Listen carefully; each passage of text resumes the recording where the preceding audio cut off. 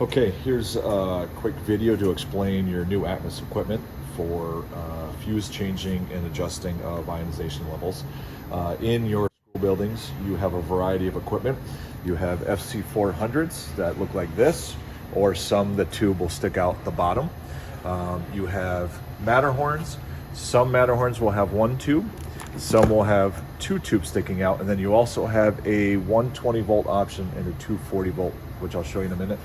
And then you also have these larger ones, which are the 500s and 508s. 508s have 8 tubes, 500s would have normally 5 tubes in them.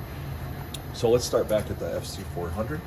On this, real quick, on the back side, here is your ionization level. If you look at that, and you can dial that up as needed.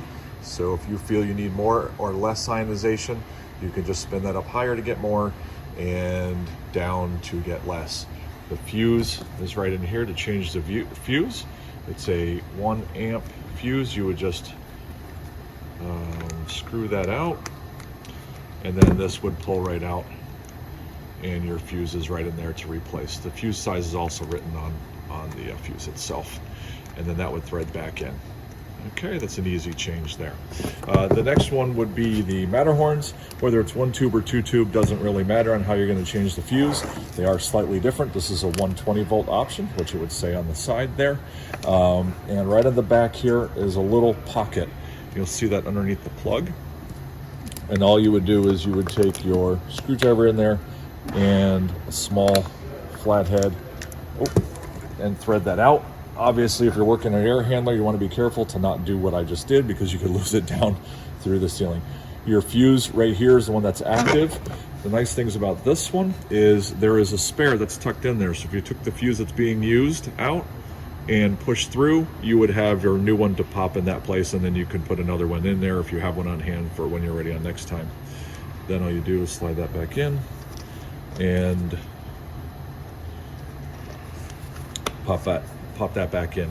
Your other one that you'll see is very similar to that. Looks the same, but when you pop out the little pocket, you'll see them both sitting in there. The front one is the one that's being used by the unit. The back one is the spare.